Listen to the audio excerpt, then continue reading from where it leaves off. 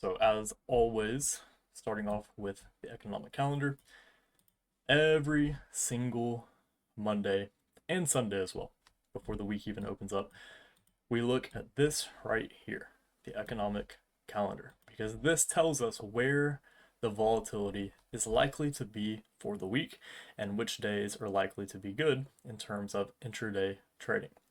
So Monday didn't have any news at all whatsoever, and usually about 8 times out of 10, I personally skip trading Monday. Right, Monday sets the foundation of the week, and as we progress, you'll see each and every week, Monday tells a good bit of how the week is likely to pan out, which we'll review Monday and everything that happened and how it can influence the following days. But Tuesday, we have CPI. So Tuesday is likely to be a very volatile day within the week. Wednesday, we have 8:30 core PPI, retail sales, PPI, and also retail sales. So 4 red news folders, right? Wednesday is likely to be good in terms of intraday trading. And then Thursday, we have 8:30 unemployment claims. So Thursday is likely to be good for intraday trading as well. And then coming into the close of Friday, we have no news at all. So don't expect Friday to be too grand, right? The 2 days out of the week that are likely going to be best for intraday trading, it's going to be Wednesday and Thursday. And in terms of projecting the entire weekly range, right, CPI is likely going to give us that volatility required for strength and direction. So in terms of higher low of the week, right, still we could likely see Thursday or Friday form the higher low of the week if CPI, projects price and expands. But now looking at the chart, doing the exact same thing we did last week. Here we have our obvious points of liquidity, right? So on the NASDAQ, we have these highs here, and then we have this low here. On the S&P 500, we don't really have any highs to refer back to since we already hit all-time highs last week. So we have the current week's high outlined, and we also have a high, not a high, a low from the previous week outline as well. Now I'll go ahead and ask you guys, these are the obvious points of liquidity. Where do you think, and focusing specifically on the NASDAQ, where do you think price is more likely to be headed to? Right, after simplifying it and minimizing it down to just these 2 points.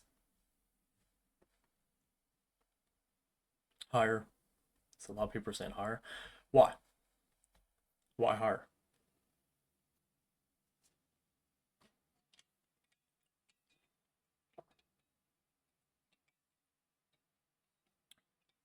We're closer. That is true. So observing how Monday closed, we can see we are closer to these highs here than we are to this low here. And another thing, if we look at these highs on the NASDAQ, we can see what's special about them.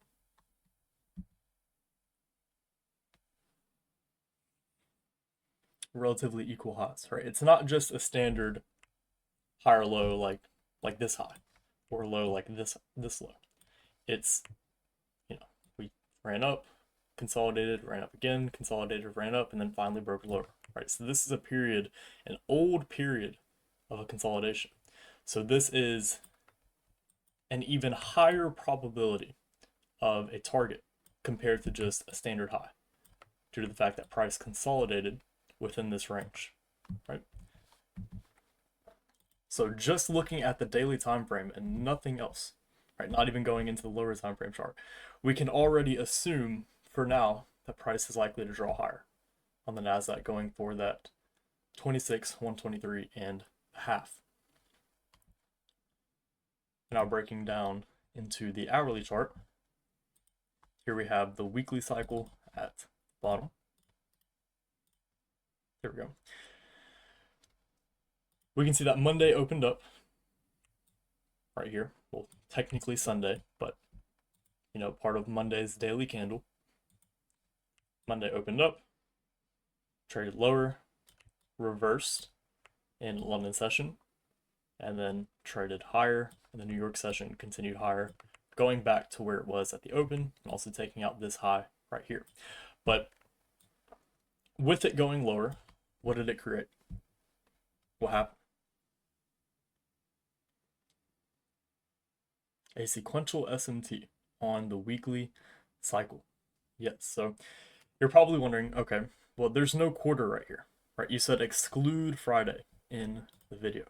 So how is this a weekly cycle sequential SMT?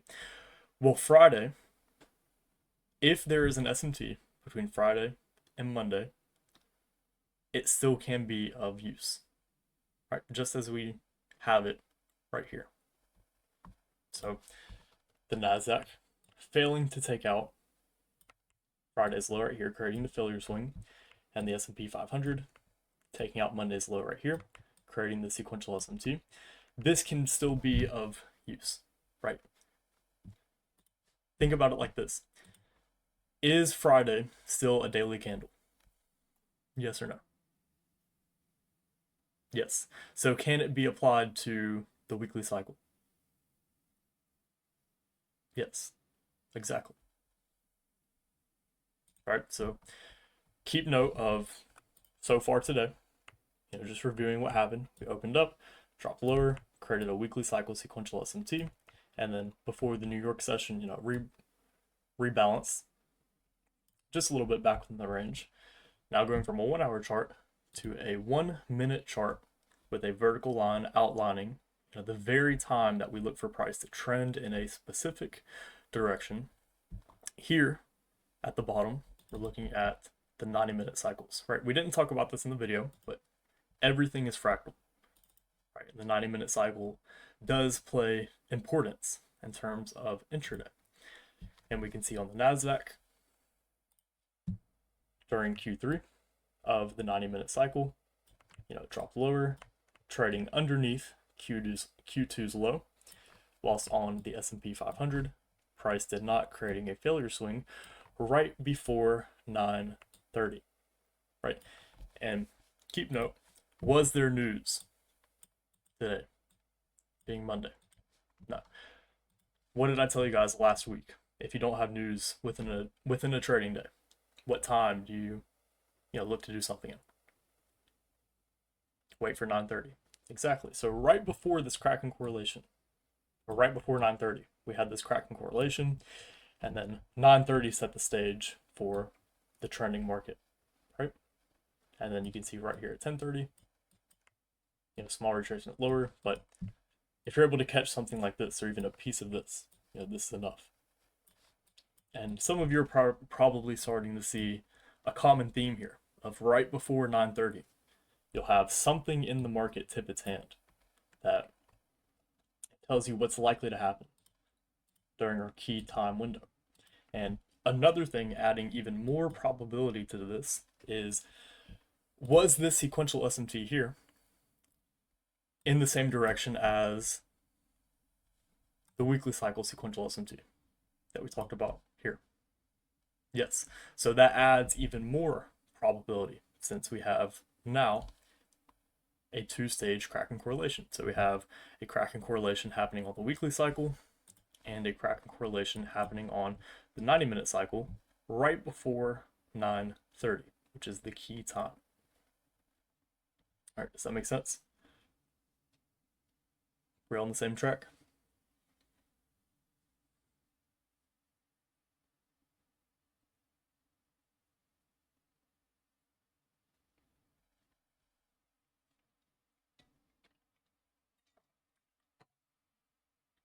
Yeah, there was also a daily cycle with the Dow, but we don't need to focus on the Dow right now. One step at a time. But now going to the 4-hour chart, so back to the higher time frame, we can see, just observing how Monday closed, what did price leave on a 4-hour chart? Fair value gap, BPR gap, exactly, right? But we have two fair value gaps.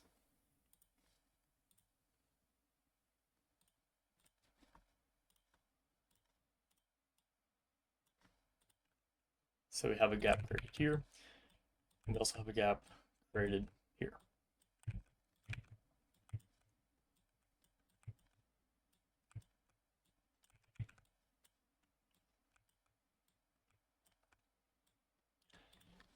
So here you're left with a guessing game, right? If you wanted to see these gaps serve as a continuation, you're kind of left stuck in between, in the middle, right? You don't know which one to pick. You don't know how it's going to be high probability.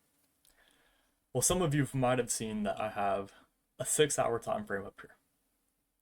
And whenever you're in a situation like this where you have two gaps, right, on the 4-hour chart, and you're just stuck in the middle and stuck between, and you don't know, what to do. If you drop to a 6-hour chart, or go to a 6-hour chart, you can see, what does it look like now? Just one nice clear gap that can be used.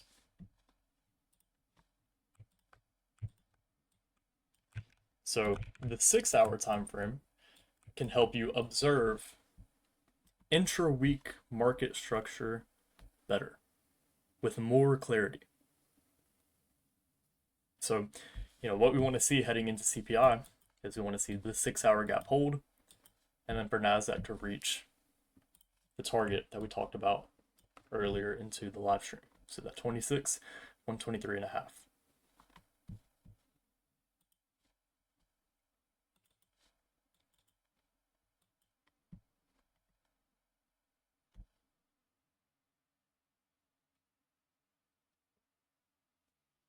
And for the older students, I'd want to see this serve as continuation.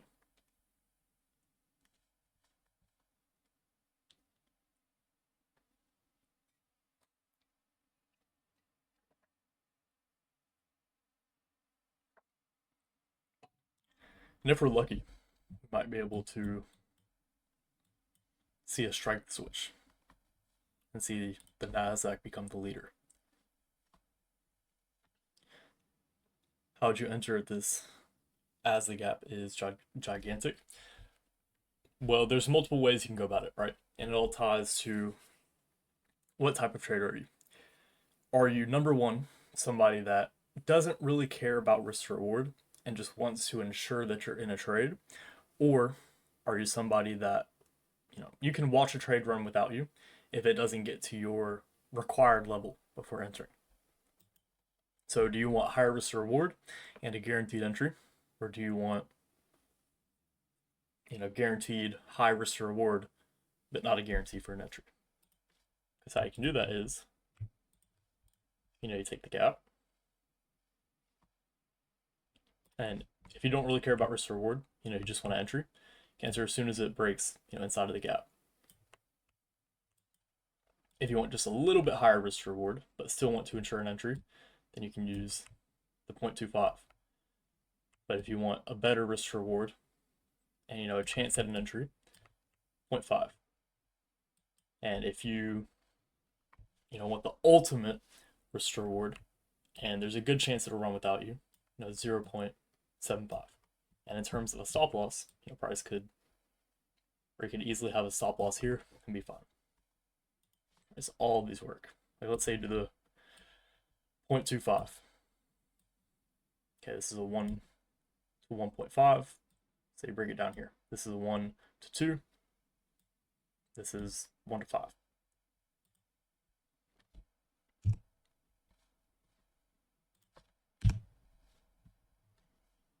All right, it all depends on who you are. There's no set straight answer for that.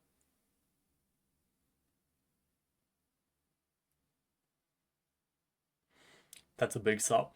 If you trade intraday, it is. But if you're a higher time frame trader, this is just your average week.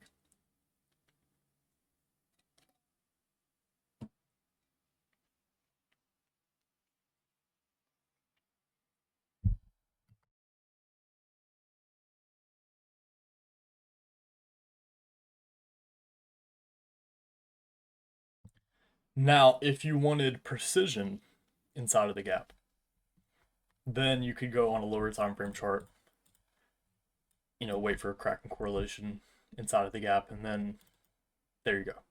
But if you just want to set an order and forget about it, then you can refer to back what I was talking about the risk reward and the entries. So the protocol for this week is similar to last week's. Monday expansion and looking for an entry inside of the gap. Yep, exactly. Is 6 hour gap a lower probability than 4 hour for continuation? Generally, the higher the time frame, the higher the probability. And yeah, it's Q&A. Q&A time now.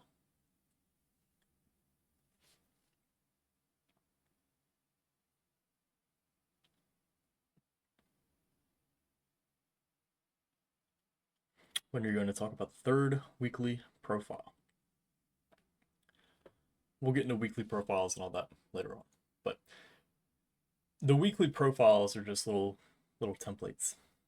Right? You're going to understand why weekly profiles work once we get to that stage in core content. Because the only reason why weekly profiles work is the functions of the days of the week.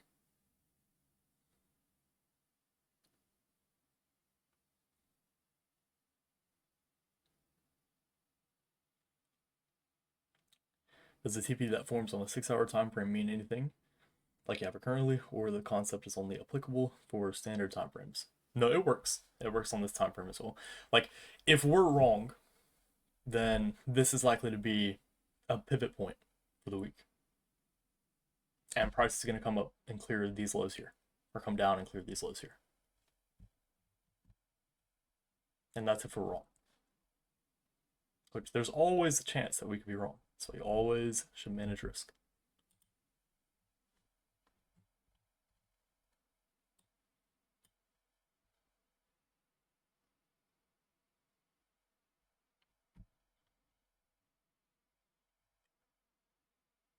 Going back to the beginning of the live stream, thought we are going to look at extreme liquidity points within the last 2 weeks. Yes, but with what we currently have, there is no. This is the most recent liquidity point, right, with where we're currently trading at. In terms of the highs. So since there's nothing within the past 2 weeks, we just go back further and further until there is something.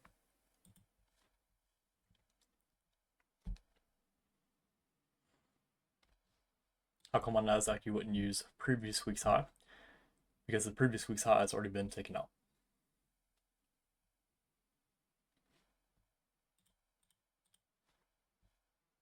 We're coming into Sunday. You could have, but we always wait for Monday to tip its hand first.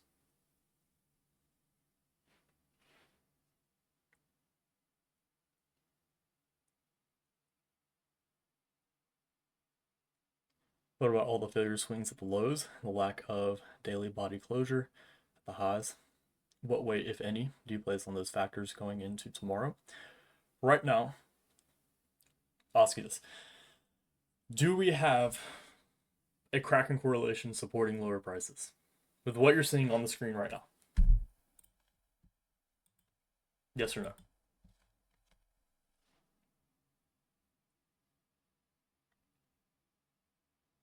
No. Now, is there a cracking correlation supporting higher prices?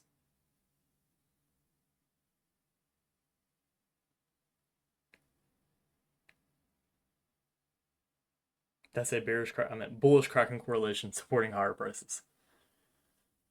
Yes. So what does that suggest about the market?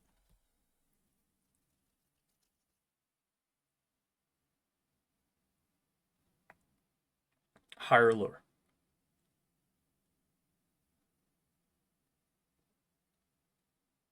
Keep looking higher. Exactly. There's no reasoning supporting why the market should draw lower. The only reasoning that's here is this, which some of you don't even know about. But there's nothing still even backing this up here. compared to the 1, 2, 3 Kraken correlations down here.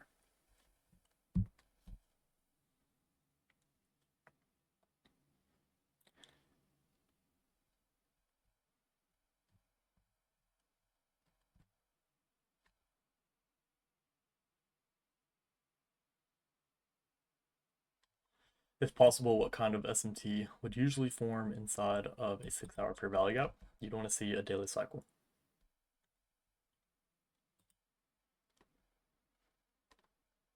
So about the thing that I put out with unsymmetrical highs and symmetrical lows, drawn liquidity, etc., so on and so forth. So what does it mean for time to be symmetrical in the sense of quarters?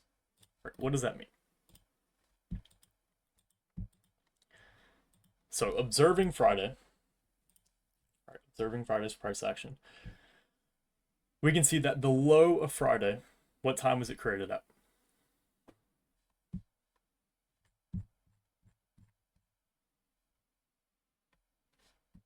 What time? 10 a.m.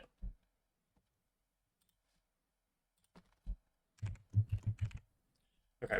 Now on the S&P, what time created Friday's low?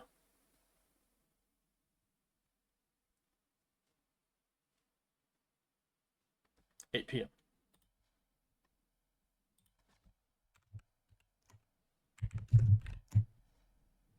8 p.m. 10 a.m. Right. Is this a symmetrically timed low in the sense of the low of the daily candle of Friday? No. So seeing a Kraken correlation occur, with this low, unless it is heavily confirmed, which it was, that's low probability, right? Now, we'll take a good example here. We'll take Monday's high. Or actually, no, we can take Monday's low as well. Let's take Monday's low. All right, what time did Monday's low form, both on the S&P 500 and the NASDAQ? 3 a.m. Now, what time did the high form?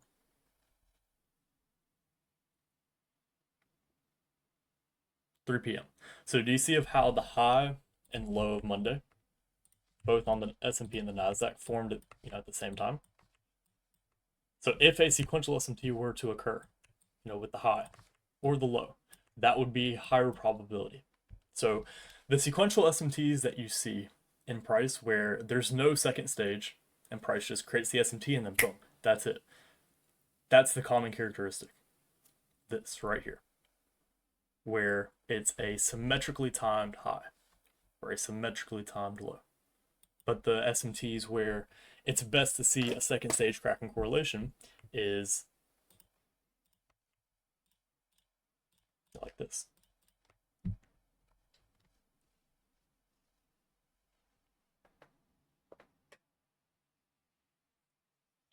All right, so does that make sense?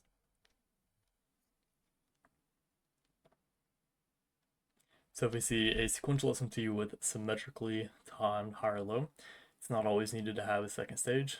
Nope. Now, can a second stage still form? Of course, yes. But it's not required.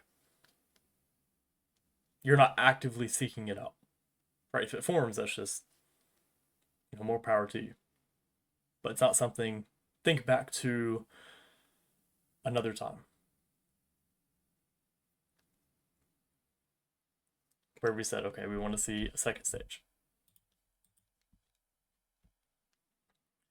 Would the statement be true then? Lows or highs of cycles must be symmetrical to be considered likely protected. Sequential SMT with a symmetrical higher low is considered a high quality sequential SMT. Yes, exactly.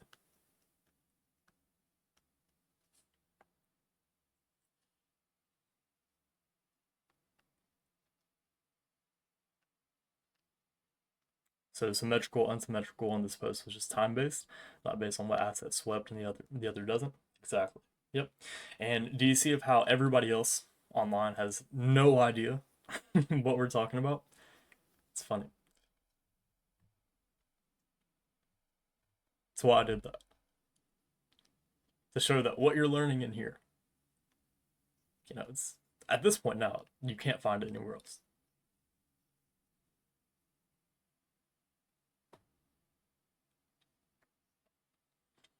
Which people can say, whatever they want, but all I ask, now I've done this dozens of times publicly, all I ask is to show another person that's able to show you what I'm able to show you every single week in terms of telling you what the market's likely to do. And for some strange reason, nobody's ever mentioned somebody.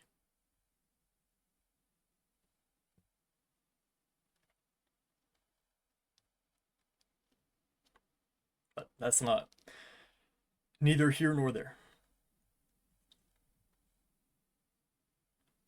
Is this the same with draw and liquidity, or would it be opposite?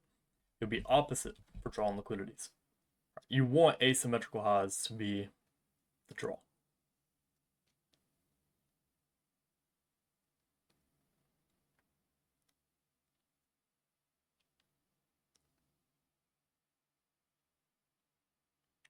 Would the timing be calculated using the traditionally aligned time frame? For example, to determine symmetrical daily cycle lows, use the 1 hour, symmetrical 90-minute lows, use 5-minute, etc.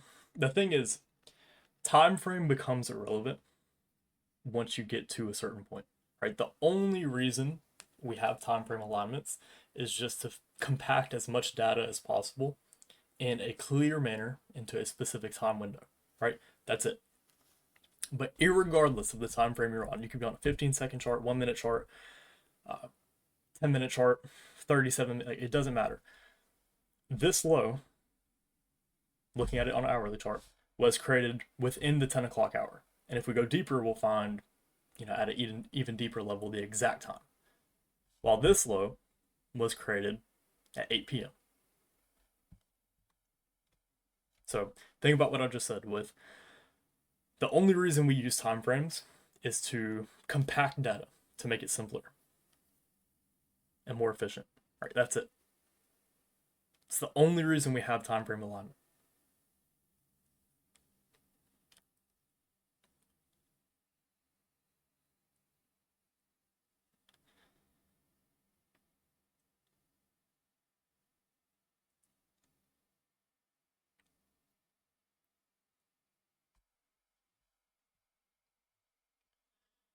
So draws that were created by sequential SMT are higher probability.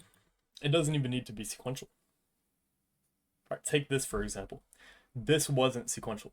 This was between Asia and the morning session. So that daily low, higher time frame, higher probability. Yep, exactly. Doesn't time frame alignment play a role with hidden SMT? Yes, but hidden SMT is more so a backup. Right, those that have been with me for a while, you guys know hidden SMT is a backup for whenever we anticipate a crack in correlation, and during a volatile time, price will make a large swing, but then come right back. And if the hidden is there, then we'll still call it valid. But that's really the only time we use it. Right? We're not actively seeking out hidden SMT.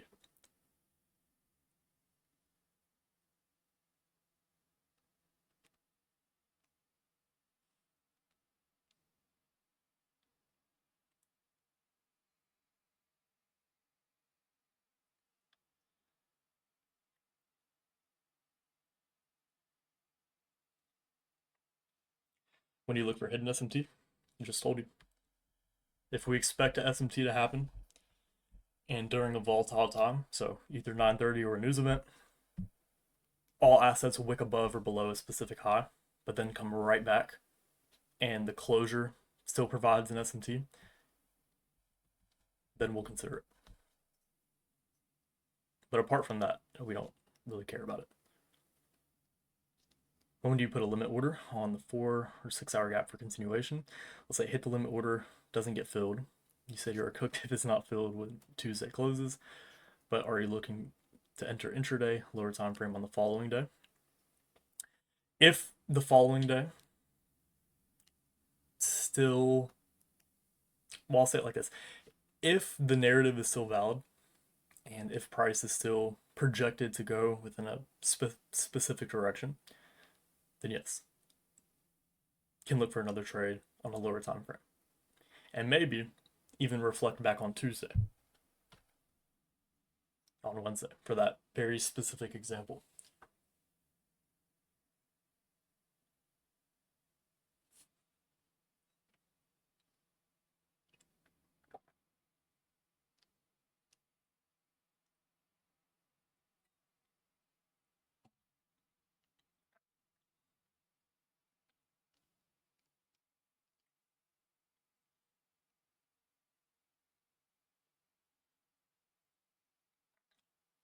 Feels like I accidentally spilled some content for the end of the year.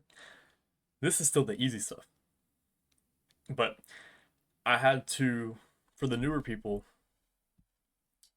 lay the foundation first. Because if I hadn't said last week, okay, we look for extreme points of liquidity, and then roll into, okay, we only focus on the higher low of quarters, and then roll into, okay, the time the higher low of a quarter was made.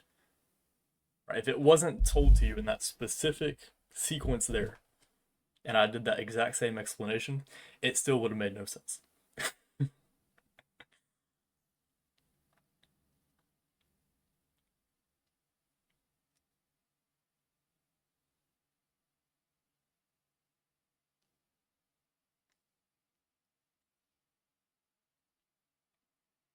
Do we always look for symmetrical highs and lows on the 1 hour, 4 hour? Yes. It's always going to be the highest probability and the most recurring.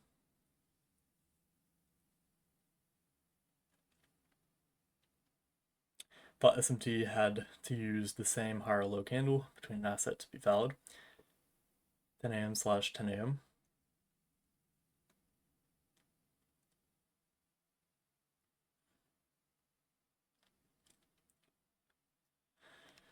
If you're talking about this here, or is this what you're talking about?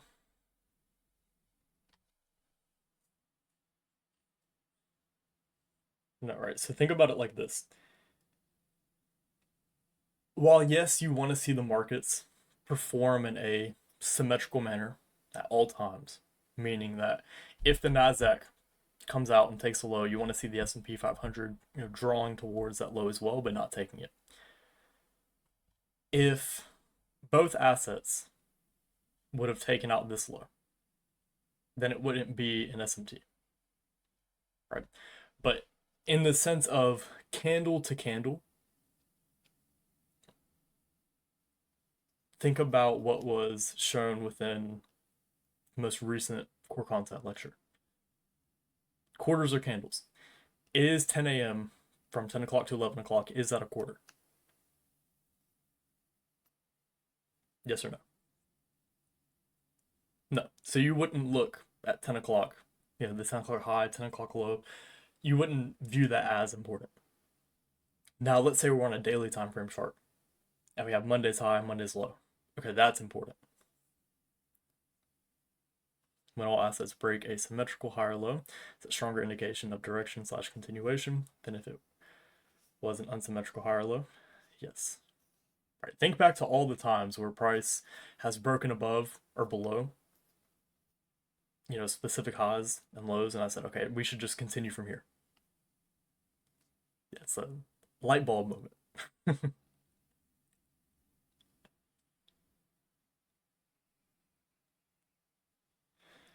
Because that's what shows the true direction and strength.